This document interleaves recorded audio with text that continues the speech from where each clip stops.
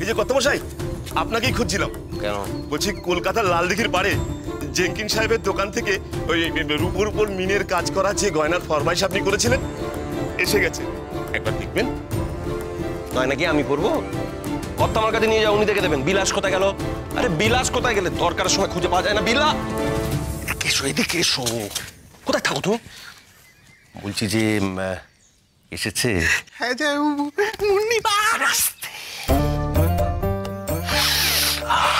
চলো, আর দেরি কেন? অপেক্ষা কর, ওদিকে লোকের ভিড়, ওদিক দিয়ে। শুনছেন? বলছিলাম কি, যা বাবা, এই তো এখানে ছিল, কোথায় গেল?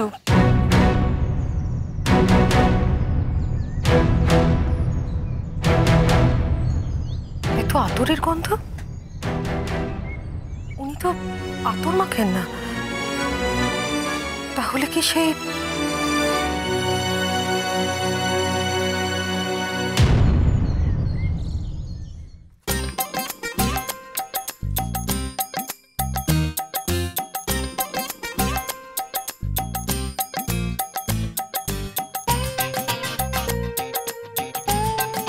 স্বাগতম স্বাগতম মুন্নি ভাই। আমি ভাবছিলাম তুমি কখন আসবে, কখন আসবে।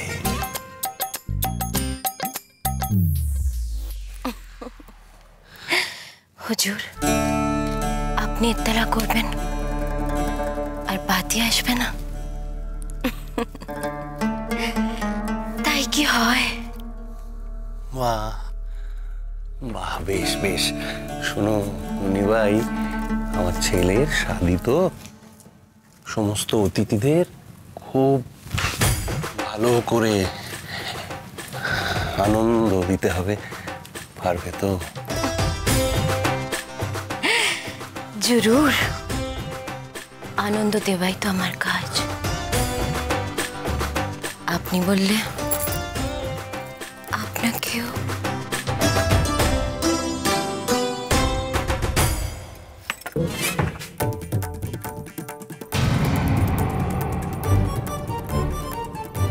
আপনি বসুন বাহেনজি, চট করে কাজের কথাগুলো সেরে ফেলি। বেহেনজি, কাজের কথা? কি কাজের কথা শুনি, যার জন্য এই দরজাটা ভেজাতে হয়? আপনি কি আমাকে বোকা পেয়েছেন? এই দেখো দেখো দেখো দেখো দেখো, শুধু শুধু রাগ করে দেখো। আরে বাবা, রাগ করার কি আছে? মুন্নি ভাই তো শুধু এসেছে সাহেব সুবোধের গান শোনাবে বলে, নইলে আমার মান থাকবে কি করে? হ্যাঁ, নাচবো বলে থাকবে। কাটিয়ার সাহেবকে গান শুনিয়ে বিদায় নেবেন। ওকে এক্ষুনি এখান থেকে বিদায় করুন। বাইছি ছি। বিলাস, বিলাস, মুন্নি ভাইকে নাচবো বলে থাকার ব্যবস্থা করো। ওখানেই থাকো আপাতত।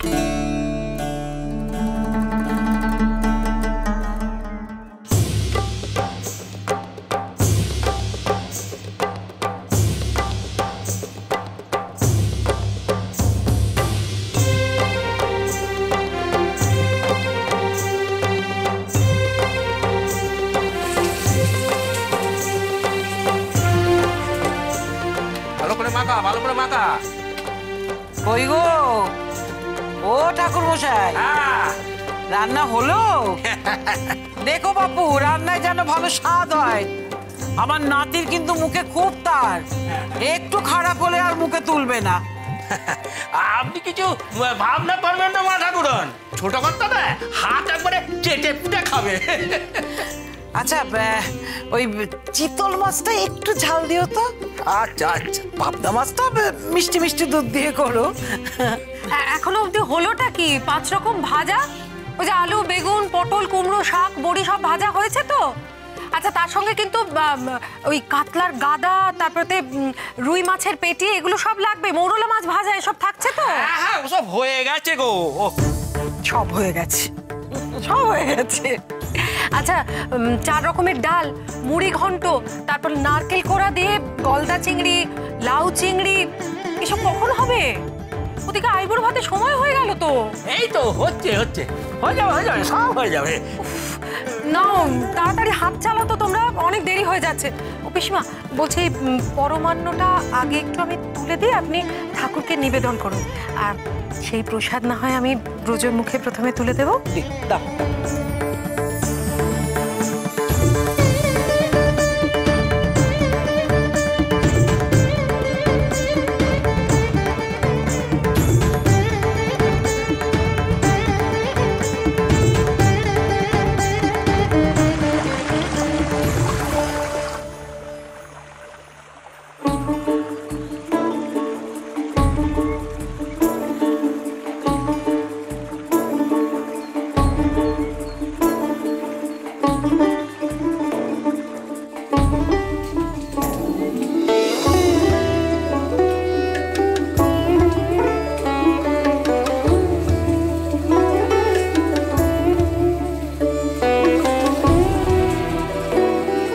ব্যাস, এই বেগুনগুলো ভাজা হয়ে গেলেই মোটামুটি হয়ে যাবে। ও মা, মেয়েটাকে একটু মাছ করে দিবি না? তুই যে বললি পুঁটি মাছ আনবি, মেয়েটাকে করে খাওয়াবি। মেয়েই বারণ করলো, বললো সারা জীবন ধরে যা খাইয়েছ তাই খাওয়াও। আমারও যেমন কপাল, গ্রামের লোকের এত উপকার করলো অথচ কেউ মেয়েটাকে একটু আইবুড়ো ভাত খেতে বললো না। সব স্বার্থপর হয়ে গেছে রে ময়না, সব স্বার্থপর হয়ে গেছে, নিজের টুকু ছাড়া আর কিচ্ছু বোঝে না। আমার যা সাধ্য তার মধ্যেই করছি। বিয়ের জন্য ধরা বাঁধা যেটুকু পয়সা আছে সেসব থেকে খরচা করা যাবে না। মেয়ের মুখে মাছ তুলে দেওয়ার ক্ষমতা আমার ছিল না, নইলে কি আর মেয়েকে কেউ বেগুন ভাজা, আলু ভাজা, শাক ভাজা আর খেসারির ডাল দিয়ে আইবুড়ো ভাত খেতে দেয় বলো? বরযাত্রী অতিথিদের খাওয়াতেই তো সব খরচ হয়ে যাবে। তবে একটাই সান্ত্বনা, আজ মেয়ে নিরামিষ খেলো, শ্বশুরবাড়ি গিয়ে পঞ্চব্যঞ্জন খেতে পারবে। সবই তো বুঝলাম, কিন্তু তোর মেয়ে কই? আর বলো কেন, কত করে রোদে বেরোতে বারণ করলাম, সে আর কথা শোনে? সে কোন সকালে বেরিয়েছে?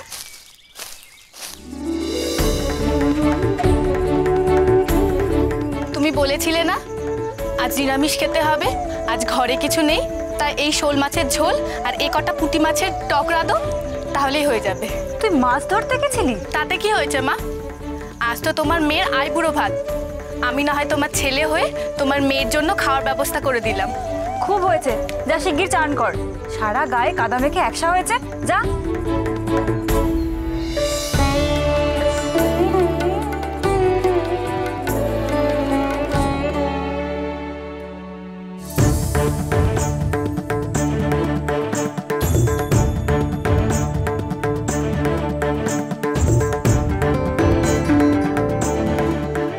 এসো এসো দা ঠাকুর এসো।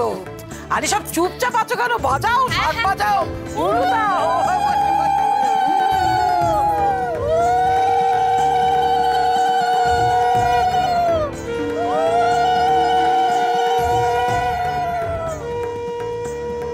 এ কি করেছো? আমি কি রাক্ষস নাকি? বালাই ষাট, আমার এমন সুন্দর রাজপুত্রের মতো নাতি, সে রাক্ষস হতে যাবে কেন? তাহলে তো আমি তার জন্য একটি রাক্ষসী ধরে নিয়ে আসতুম। কেমন নিয়ে এসেছি, একেবারে রাজকন্যের মতো আমার নাচবো। তাই বুঝি তোমার আর মনে ধরলো না? না না, আমি এত খেতে পারবো না। ও মা, সে কি? আজ তো সব তোর পছন্দ মতো রান্না করা হয়েছে। দাদা ঠাকুর, তোমার মা নিজের হাতে পায়েস রেঁধেছে, আগে ওটা মুখে দাও। এরপর তো আর মা ঠাকুমার হাতের রান্না মুখে রোজবে না। তা যা বলেছেন পিসিমা, এরপরে বউ যা রাঁধবে তাই অমৃত সমান লাগবে কি?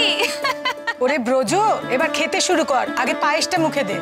চলো ব্রজ, এখনো খাবার মুখে তোলোনি?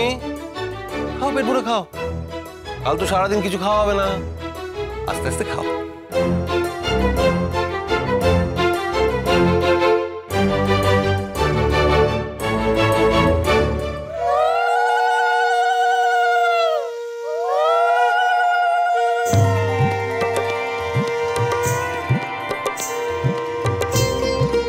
নে, এবার শুরু কর।